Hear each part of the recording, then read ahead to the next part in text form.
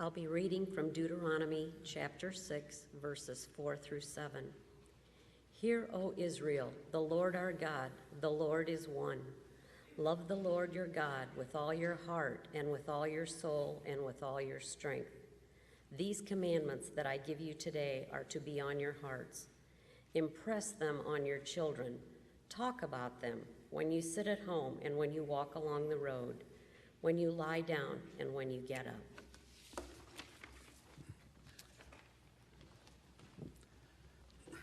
The grass withers and the flowers fall, but the word of our God abides forever.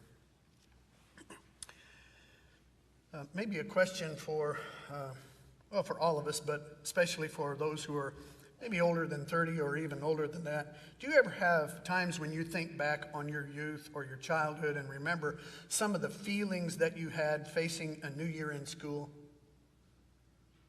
Do you remember any of those thoughts and feelings that you had?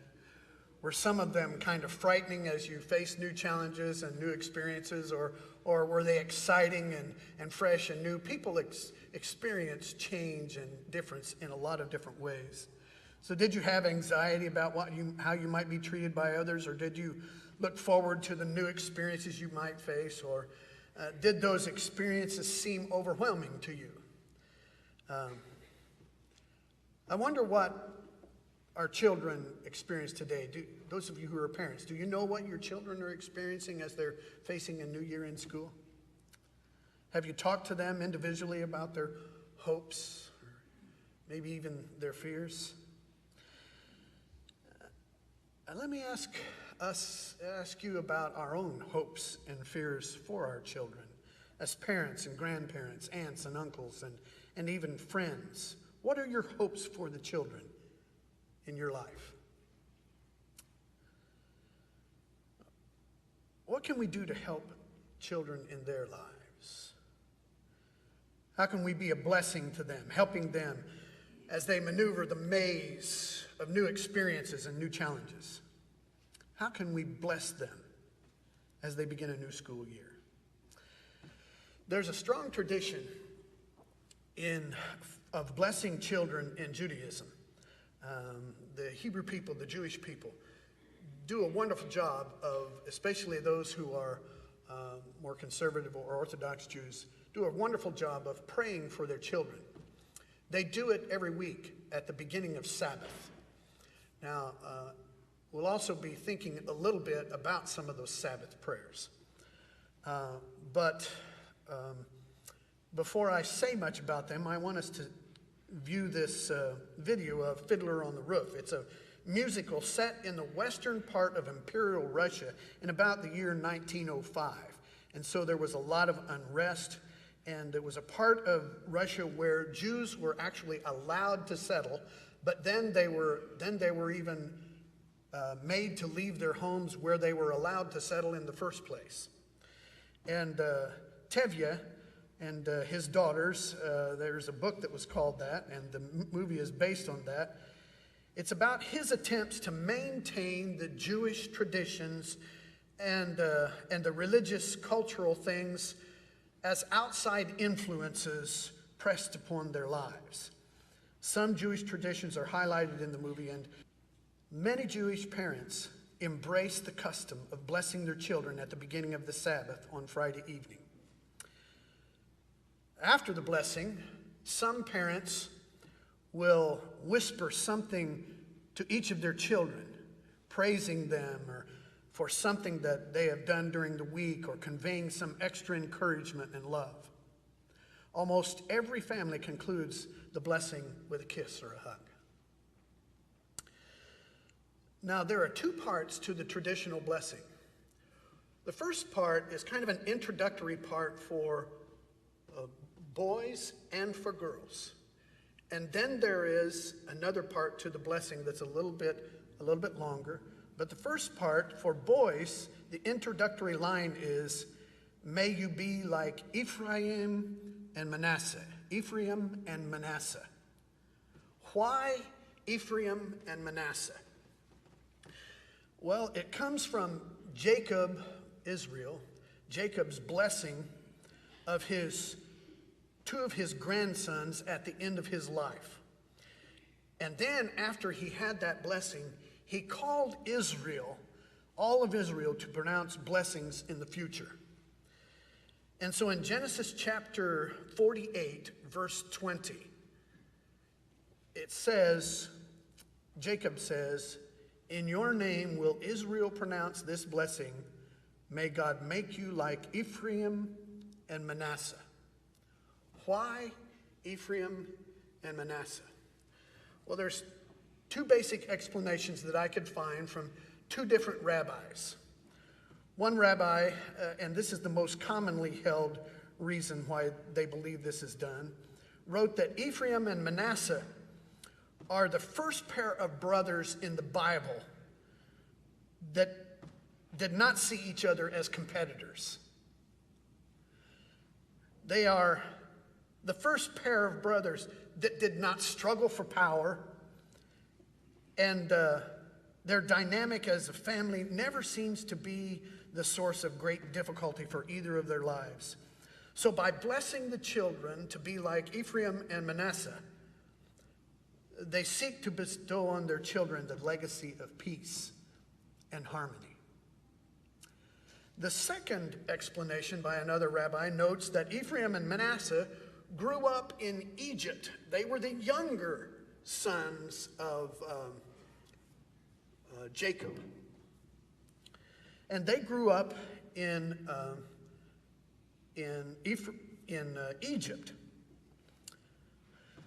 Unlike the rest of the patriarchs who grew up in Israel, Ephraim and Manasseh maintained their distinct identity as Israelites, even though they lived in a place where they were surrounded and outnumbered by the Egyptians and their beliefs.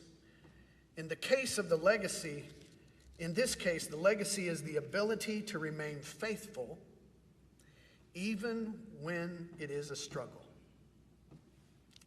Faithful. Peace and faithfulness. Those seem to me to be two good attributes to pray over our sons, don't they? Now for the girls. The introductory line is, "May you be like Sarah, Rebecca, Rachel, and Leah." On the movie, "May you be like," who did they say? "May you be like Ruth and like Esther." That's not really accurate. The prayer is, "May you be like Sarah, Rebecca, Rachel, and Leah, the matriarchs of Israel." These women were notable matriarchs of the Jewish people.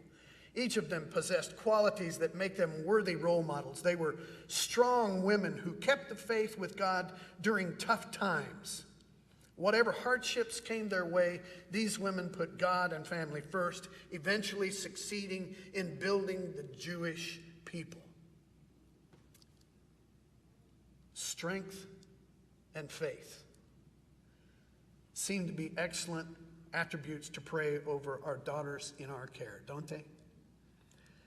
And then after that brief introductory blessing on the sons and daughters, there is the priestly blessing. And this will sound familiar to you. One translation renders it this way: "May God bless you and protect you. May God's face shine toward you and show you favor. May God look favorably upon you and grant you peace." Does that sound familiar? It's from Numbers chapter 6, verses 24, and we use it many times at the end of a service. Here is how the NIV translates it. "May the Lord bless you and keep you. May the Lord make his face to shine upon you and be gracious to you. May the Lord turn his face toward you and grant you his peace." This is one way that the Jewish people blessed their children. What are some other ways that we can bless our children? Now, at the end of the service, at the time of the benediction, I have some slides prepared, and ask those of you who are here that even have children, even if they're grown, to think about this as we pray this blessing over them. But how else can we bless the children in our lives? Now, originally, I wrote down 7 ways that we can be a blessing to people, to our children. But then I realized we have a lot of things going on during the service and communion after service, so I whittled it down to 2. Okay? So here's the first one that I'm going to suggest, is that we become the person we want our children to become. Become the person you want your children to become. A lot of times we kind of flip that. We think of it the other way. We want our children to be better than we were, don't we? We want our children maybe to be stronger or just better in some way than we were. But let's turn that around and let them learn by our actions. They may learn more by our ways than by our words, or some have said that things are more often caught than they are taught. But what are the characteristics or the character traits that you hope to see in your children or your children's children? What are the character traits you hope to see in them? When our boys were young, there were times that I didn't do it as often as I should have, but that times when after things had settled down and they had gone to sleep at night, that I might go in and just pray over them. And I found myself a lot of times praying a prayer, even when they were very young, that at an early age they would come to know Jesus as their Savior, and that they would grow to be men of faith. And I believe God has answered that prayer by His grace. It's nothing that I earned that God would answer that prayer, but by His loving grace, He has answered that prayer. All 4 of our sons are a part of our church, a worshiping community, and are men of faith. I had taken this out. I'm going to go ahead and add it back in. When Hayden, one of our youngest grandsons, was dedicated, we were able to leave worship on that Sunday and go and be a part of that service in Muncie, Indiana. And they had several children who were being dedicated that day. And as a part of the service, they had made videos of each of the parents talking about their children and their hopes for their children. And I still remember a part of what Jeremy said about his hopes for Hayden. He took something from his father-in-law, Mike, and something that he saw in my life, and that was his prayer. That like Mike, Hayden would be a man of strength. And like his dad, Hayden would be a man of faith. That'll humble you. But it was an answer to prayer. His prayer, and I don't think he even thought about my prayer for them. His prayer is much the same as mine was for him. That he would come to know Jesus at an early age, and that he would be a man of faith. Okay, that's enough of that.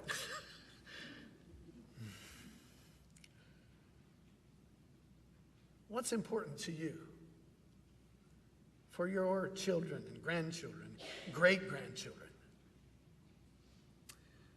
Do your children know what is important to you? I'm going to say yes, they do. We reveal it by how we live. Is being right very important to you? Is it hard for you to admit when you're wrong? Is being self-centered important to you? Are you always in control of the remote when you're in the room? Forgive me, Jesus. Is being wise important to you? Do the children around you see you take time to think and act wisely? Is courage or integrity important to you? Do they see you living for Jesus when no one is looking? Is kindness important to you? Do children know you as a kind and loving person? Become the person you want your children to become. Second, here's the second thing. Enjoy the trip. Enjoy the trip.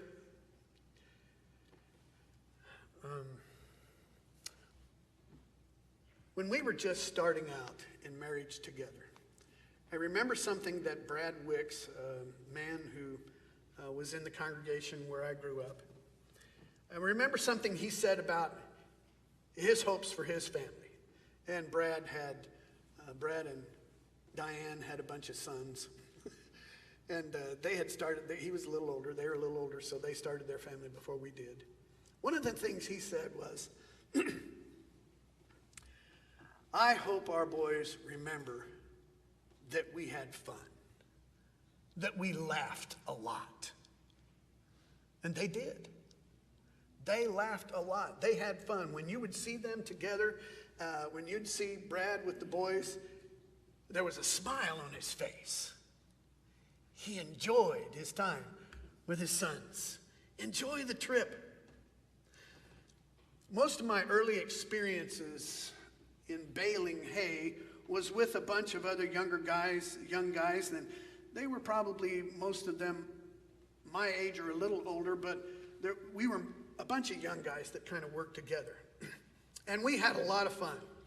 We joked around, but we were careful. It was something that I appreciated about them. They would have a lot of fun, but when it was time to be careful about bales and things like that and how you were stacking them and what you were doing, they were careful about that.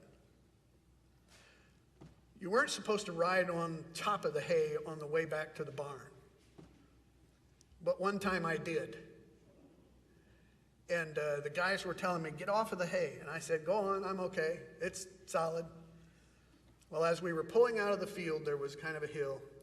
And then the semi had to turn pretty sharply, so they had to kind of take it up and then kind of almost stop and turn and almost jackknife it before they were pulling out.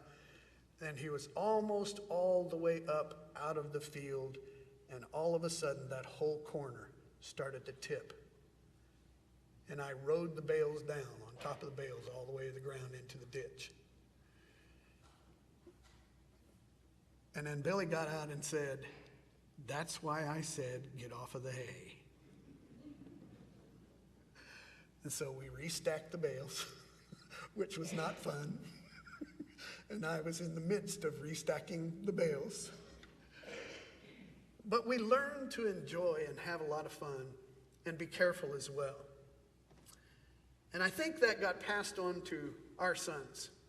One of the last times that I baled hay with my father, the boys were helping.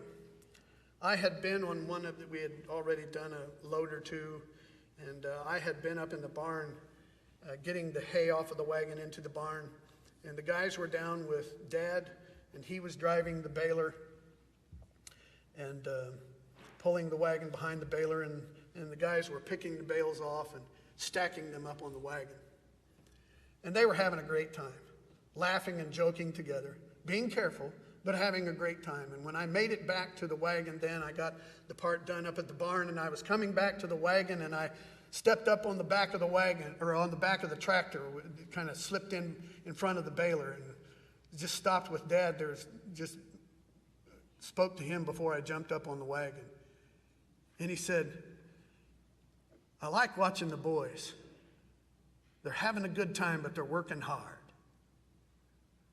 Now, he couldn't even really hear what they were saying, but they were just laughing and enjoying each other's presence and hollering and just having a good time. And they were enjoying the trip. I really appreciate the part of the blessing in some families that I mentioned it earlier in the service, where some families would take a moment and whisper something to each of the children. Something that they had accomplished during the week, or conveying some extra encouragement and love. That might be a habit that some of you would want to incorporate in your family traditions. Finding a time where you actually eat a meal at the table instead of in front of the TV, and that you talk together, and that somewhere along the evening you've spent some time earlier thinking about some way to bless your sons and daughters. Let's bless the children in our care. Amen? Let's do it by our actions and our words. Now again, at the time of the benediction, I want to encourage families to use that format of blessing that I outlined early in the service. We can all pray these things together. You don't have to wait until your children are with you. One of the other things that I didn't mention earlier, that it said in some of the research that I was doing, is that some families will call up their older children who are now living away during that time of blessing on the Sabbath, at the beginning of the Sabbath, and will bless their adult children over the phone. Isn't that a wonderful idea? A few weeks ago, one of our sons called me and said, "Dad, I want to just tell you that I appreciate you." And as a result of doing this research, I'd like to sit down with Andrea and the two of us, then think about things that we can call and tell each of our sons over the next week, things that we appreciate about them. So, a little bit at the benediction, let's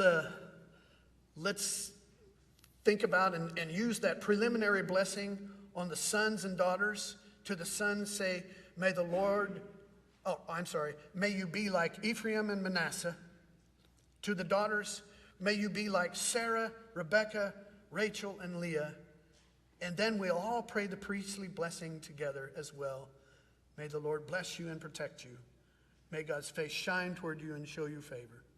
May God look favorably upon you and grant you peace.